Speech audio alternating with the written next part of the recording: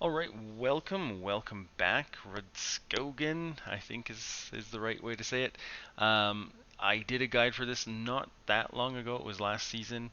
Um, the track guide is going to be in the description below, a link to the track guide. The track guide I think is pretty solid in doing some practice for the upcoming week.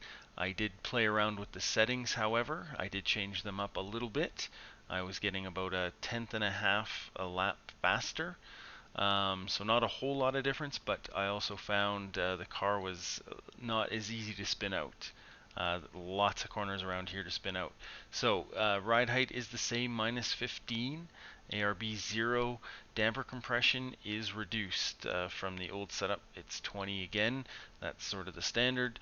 Brake bias, I did bump my brake bias up 0.5% to 58. That's an individual thing.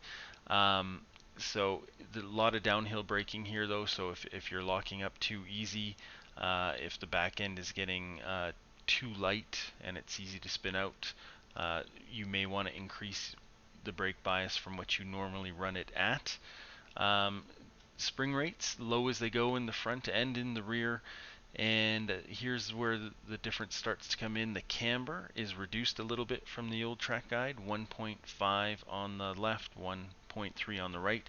If you know my channel, you know I mess around with the cambers a little bit. Um, so if you want to keep them even, just go with the 1.5 for both sides. And the toe-in is increased. This 1.5, the garage does not like to do 1.5.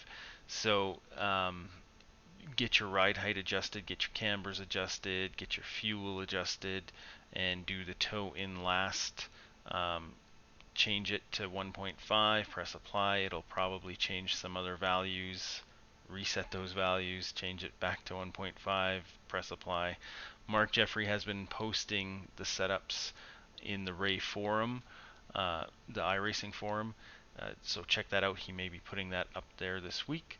And then in the rear, spring rates again low as they go, and camber again in the rear reduced 1.2 on both sides, a little less than the old track guide.